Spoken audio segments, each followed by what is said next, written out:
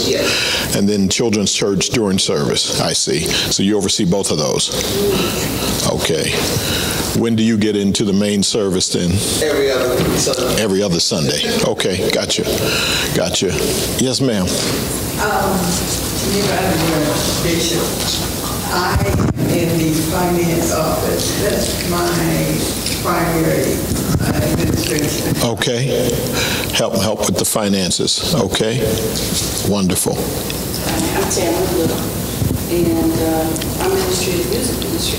I'm the praise singing choir, and I'm the administrative assistant. Okay. Wonderful. Delphine Reed, I am the pastor to the Silver Saints, and I teach. In fact, I'm teaching tomorrow morning. And occasionally the mascot for Vacation Bible School. Okay. In costume. And when you say teaching in the morning, that's a class? God's class, yes. Okay. What is it? Emotionally healthy spirituality. Okay. Okay. Great. Yes. My name is Avon Livingston, and I work with the ushers and work on the finance team and teach sometimes. Okay. My name is Lucia, and I'm one of the ushers here as well as one of the kids. Okay. Wonderful. Wonderful. You're about to leave again? I'm just finding out who everybody is and how they serve. My name is Reverend Benson, and I'm on the culinary team here, and I'm also a Sunday school teacher. Okay, and teach Sunday school. Wonderful. Thank you. All right, where y'all heading? Instead of getting off to get up first. Oh, okay. I'm about to get started and they leaving, so I'm trying to figure out what's going on. All right. Very good. Very good.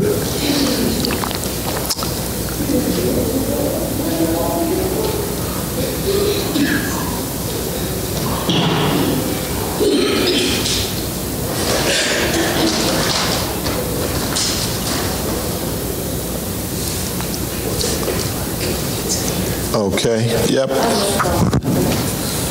Also part of the intercessory prayer team, and I think that's the most important thing that there is. Yes, indeed. Wonderful. Yeah, that particular call. Wonderful. Wonderful. Privilege. Very good. Pastor Sheppard. Yes. I'm also one of the intercessors. Also,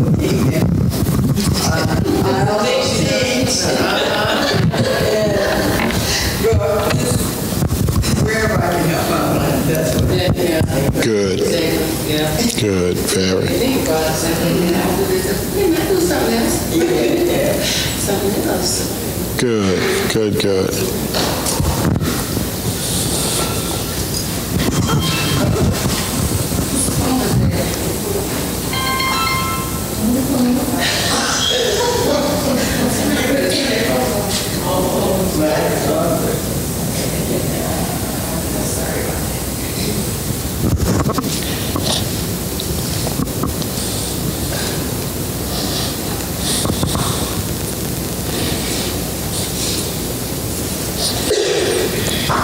So are we still trying to locate the handouts? Okay, she's making a copy, so good. Does everyone have a pen or pencil? Yes. Okay, because you'll want to do a little writing as we talk.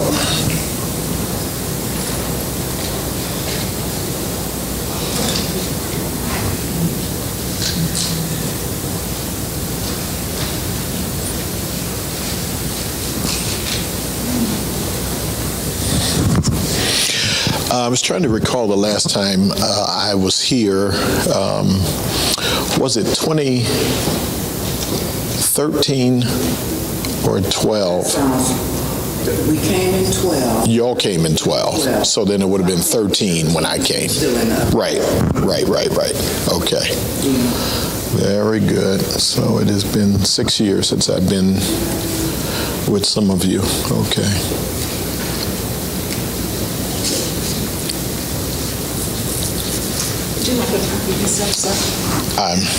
I'm digital. I'm good. Do apologize for the delay. Okay.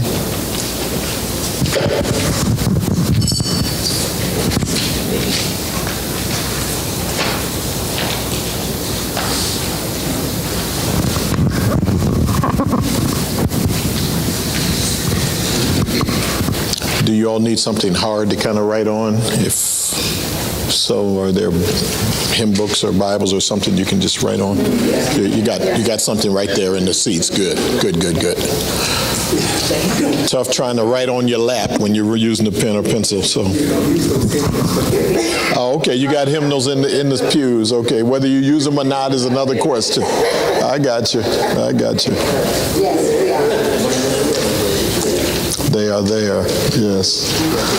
That's good.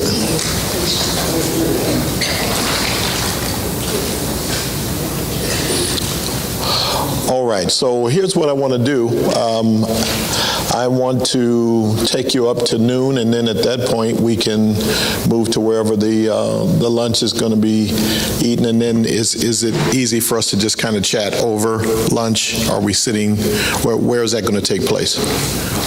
Downstairs. Just out front. Okay, and that way we'll be able to continue to just chat if there are any additional questions or comments while you're getting something to eat. Okay, that'll be fine. All right, so as you can see, what I wanted to do was use this opportunity this morning to talk about becoming a healthier church. I say healthier because I don't know the state of your church in terms of its health as you would view it.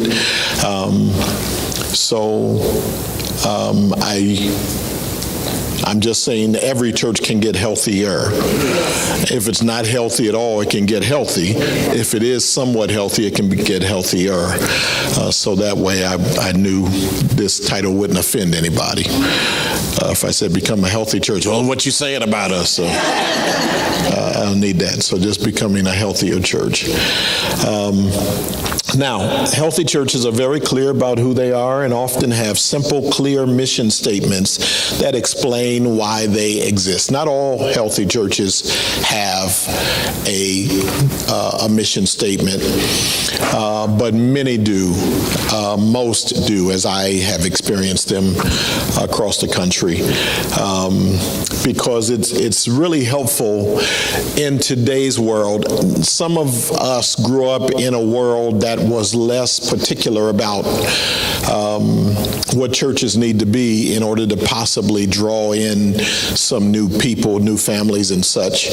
If you grew up in an environment where folk just kind of went to church, your church didn't have to be all that particular about how they did business because folks went to church. So if it was your community church or whatever, they just would go to church. Well, I just want to make sure you know, if you don't know, that we don't live in that world anymore. We live in a world now where if somebody decides they want to go to church, they definitely are going to be picky and particular about the kind of church they go to. And so they come with expectations. And therefore, in today's world, healthy churches would do well to self-identify, know who we are, know why we exist, know what we're trying to accomplish, and we have a good, clear way of packaging that and making it known to the folks that we hope to reach.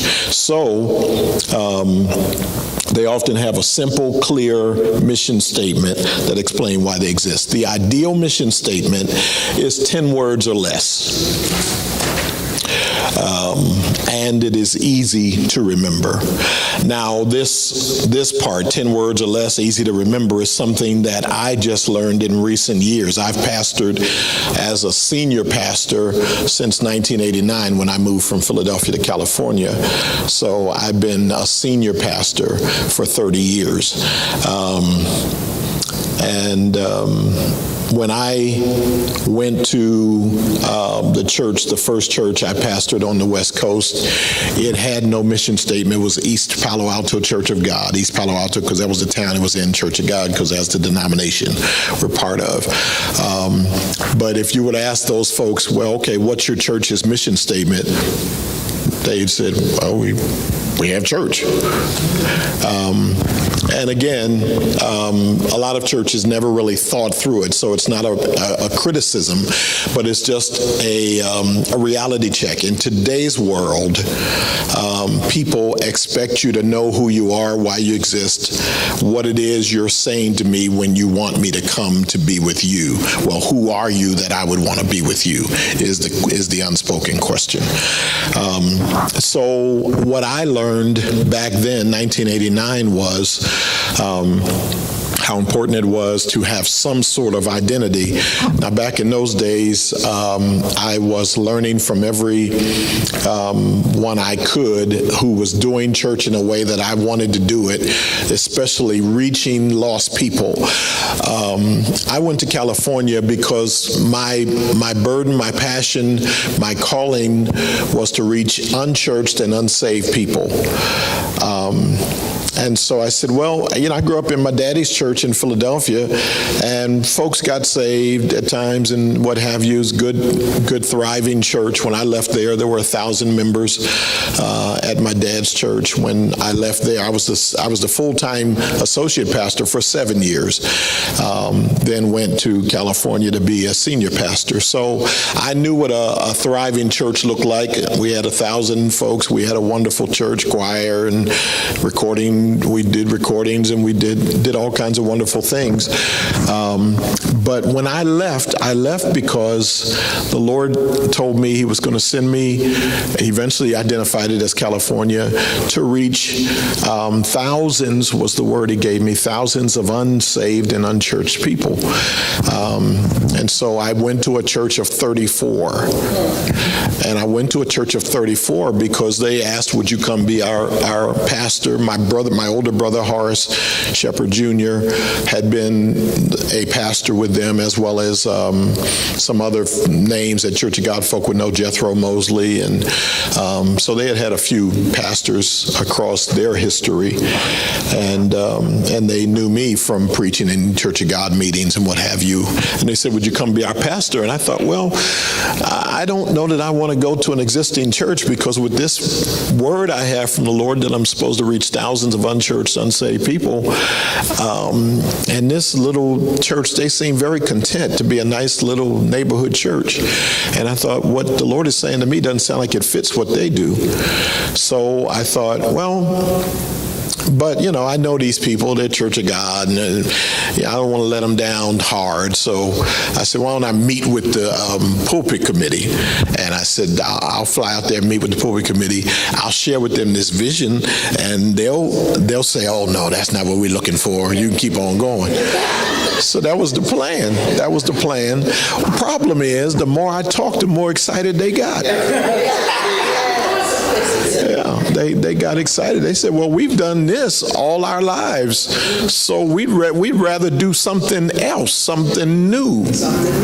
And we want to see people saved, and what you're talking about is what we want to see. So they said, why don't you come pastor us? Because I said, because if the Lord's sending me to this area, I don't have to come to your church.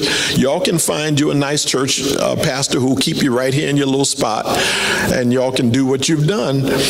Meanwhile, I can go somewhere in this area and start a church. And that was what I was hoping they would sign off on. I said, I'll just take a secular job and start a church as a Bible study in my home. That's the way a lot of church planters start. They work a full-time job, and then they grow a church from a Bible study. So that was what I was hoping. But they said, no, why do that when you can just be our pastor, and we'll let you make whatever changes you want to make. So I said, okay. Well, then this was the pulpit committee. So I said, well, they said, so will you come? I said, well, y'all got to present me first. So present me and go through, I know church politics and all that, go through your stuff.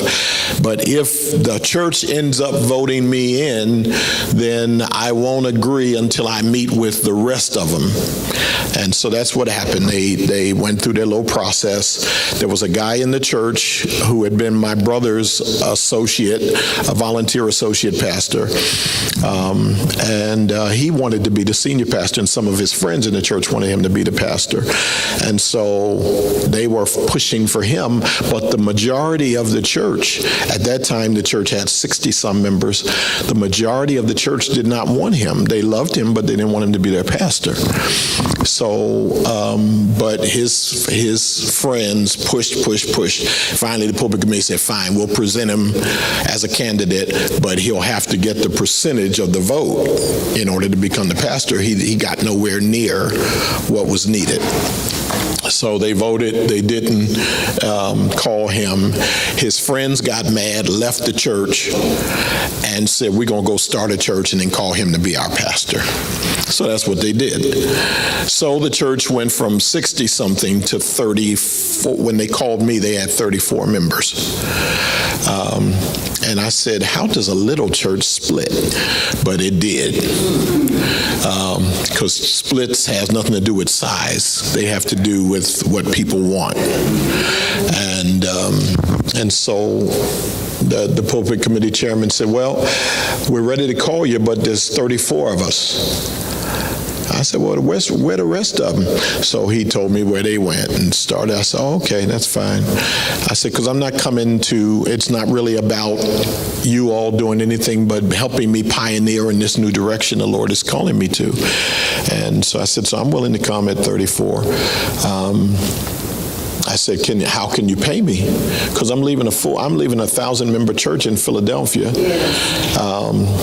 Good salary, good benefits package, good perks, and coming to California, which I knew was more expensive. I didn't know how much more expensive until I actually got there. But they said, well, right now with the size we're down to, our budget is about $60,000 a year. And they said, we can, based on our overhead needs, we'll give you as much of that as we can, but they said it's going to be $2,000 a month, $24,000 a year. And they said, and because we have a history of having a full-time pastor, even as a small church, we are asking that you only accept if you're willing to be full-time and not have a second job outside of the church. Yeah. They said, now we know that you preach around the country, you can preach, but here, when you're in town, we want you available to us. So we don't want you working for, back then it would have been Hewlett Packard and some of the other, Apple and them hadn't started yet, but they wanted me to do, now Apple was up and running, but it wasn't the kind of company it is now. And so that was the commitment they asked me to make. You need to be, when you're home, you're available to us exclusively, not working a secular job, but you can preach elsewhere when you need to.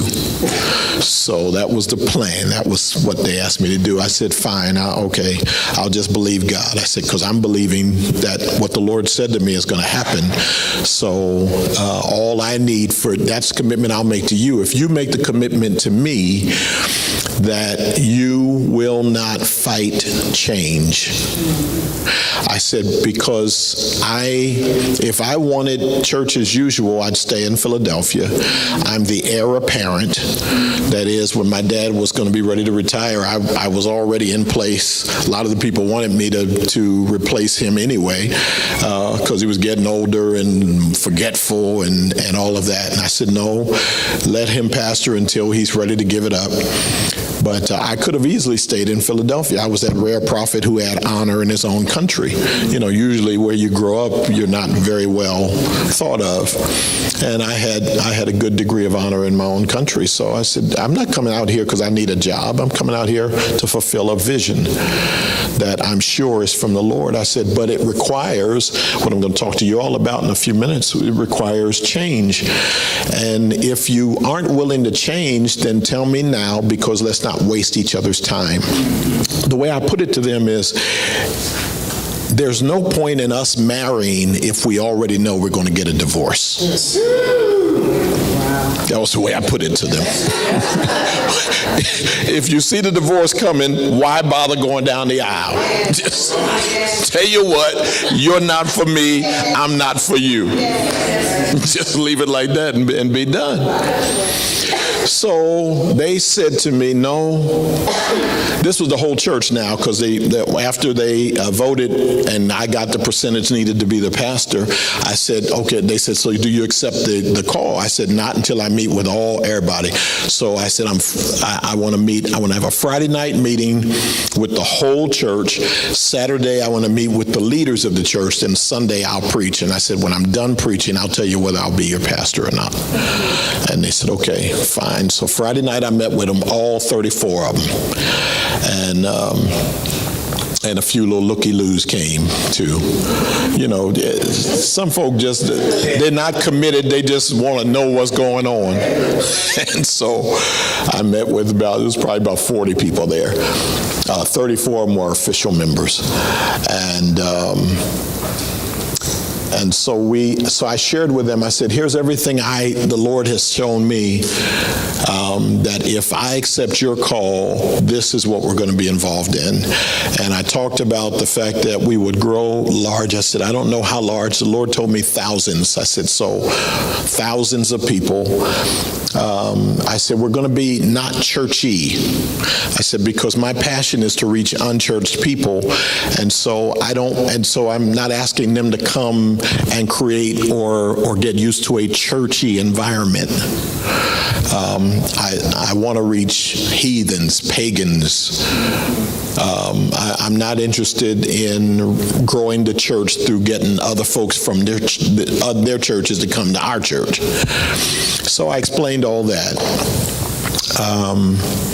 And I said, I'm not going to be a hooping preacher as your pastor. The Lord has shown me through my years in Philadelphia that the greatest anointing on me is an anointing of inspired teaching. I said, what that means is, while I'm not going to be tuning up, I'm not going to be in E flat at the end of the sermon. I said, I can do that. You all know, you've heard me in conventions. If I want to tune up, I can tune up. I said, but as a pastor, the Lord is showing me that I am to teach. I said, it will be inspired. I promise it won't be boring. But I'm to teach. I said, and here's why. I said, because church folk love being inspired, but inspiration only goes so far. Information is what changes your life. I said, so a teacher can inspire, but he will only inspire as he or she is informing. So I told them that. So one lady rose, she said, so you mean we never gonna hear you hoop? And I said, oh, I don't know. Every now and then I might tune up for a minute. Who knows? I said, but I don't want you to expect it. I said, because what you all would enjoy would confuse a lot of other people. And then I told a story. I said, years ago, when I was my dad's associate pastor, one of my schoolmates who was unchurched, high school person who went to high school with me, came because they heard I was a pastor, came to hear me preach at my dad's church. And after the service, I walked over to her. I said, so what'd you think? She said, the first 30 minutes, I understood everything you said, and it was really good. She said, what was that at the end? See, from an unchurched person's perspective, it was like, so what's all that? I understood you when you were talking, but when you started hooping, and the organ was going, and folk... She said, I just got lost in that. She said, nothing wrong. I just didn't know what y'all were doing. And so I told them that, I said, that just is an example. I said, we have a world out here full of people who have never been to church, much less black church. So they have no idea what our celebration culture is about. And if you hope to reach them, you're going to have to inform them. And I said, so I promise it won't be boring. I have a sense of humor. I'll use it a lot in preaching. But so I said, so y'all good with that? And so they said, no, we understand. I said, I tell you what, if I'm boring you at any point, say, Pastor, you're just too boring. I said, let me know and I'll change my style. Nobody ever said anything like that. I knew they wouldn't because when you can present the word in a fashion that captures people's minds, they don't need the entertainment. They're like, I can get entertained, just go watch TV and get entertained. I don't need to go to church to get entertained. I need to go to church to learn how God wants me to live.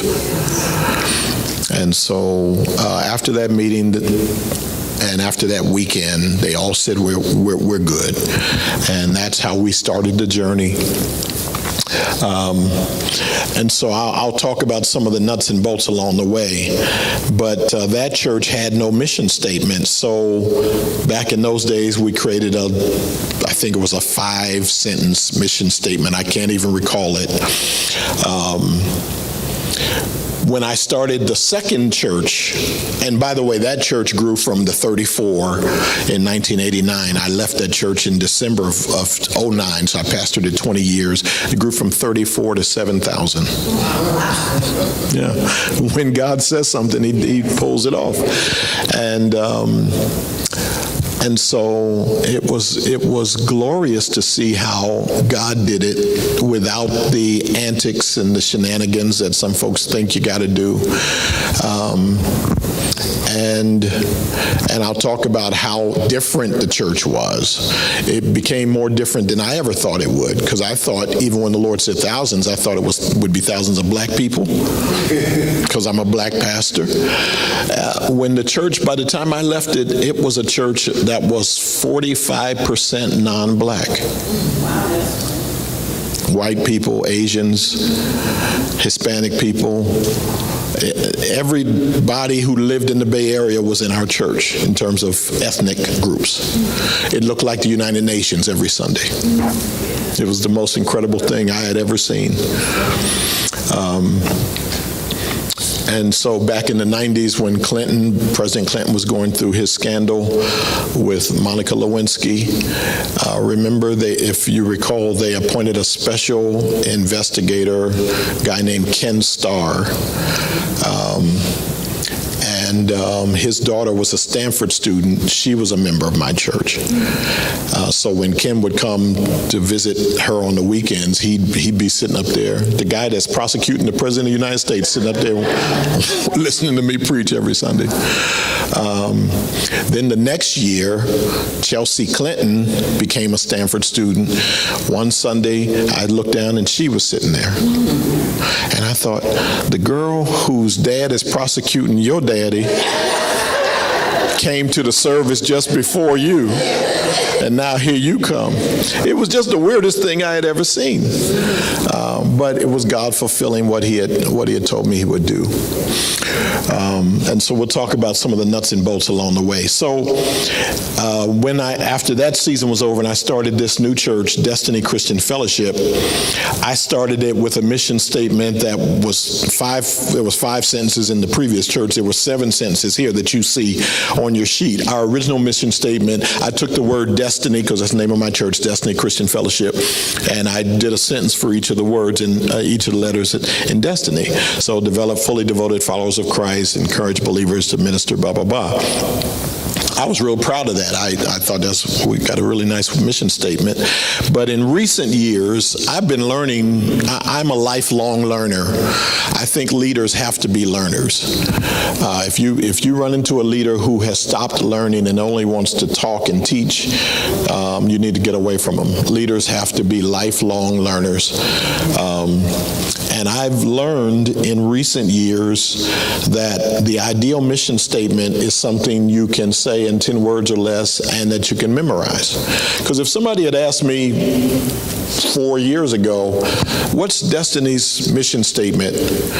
I'd have had to whip out a piece of paper and say, well, the D stands for the... Well, no. So if somebody asked me on the street, I wouldn't have been able to tell them. You ask any member of Destiny Christian Fellowship today, they'll tell you, introducing people to Jesus and helping them follow him. 9 words. And that's because when we got it down to that, I told the church, I need all of you to memorize this so you can help us communicate who we are to anybody who asks, well, what's your church about? You'd be able to say it in 1 sentence flat. And when you come to our church, you will hear it in every single service. There's never a service where you don't hear those 9 words. Go to my website, destinybayarea.org, and it's right on the front page. It is our brand. What is KFC's brand? We do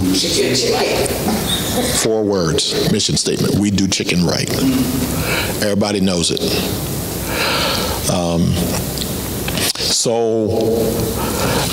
What is BTOP's current mission statement? Do you have one?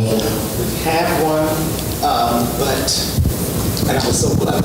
This is so right on target where we are, because when we were PCCI over in Belleville, we had one. We went through the storm, and we started BTOP over. We had one, and we put it in the documents for like new members class. But it is too long. And also the storm that we went through had me to actually reorganize my thoughts about who we are, because it got kind of turned upside down from my original thoughts. And so it's just too long.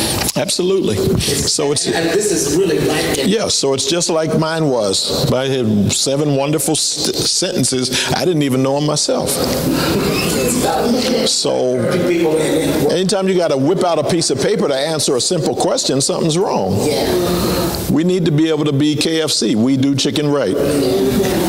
But now, I will say this. BTOP is, what we do is we teach people what Bethlehem Temple of Praise means, which is the house of bread and praise. Bethlehem is the house of bread, and we're the house of bread and praise. So really, that's when we even welcome our visitors or whatever, we have that in there to say, that's where we're the house of bread and praise, where you get the word and it's God. So what we're going to want to do then is create one that,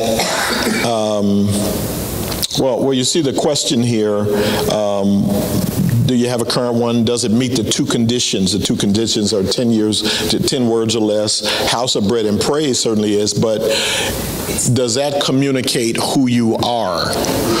See, we have to realize we're dealing with unchurched people who would say, house of bread and praise. Okay, what does that mean? Yeah. See,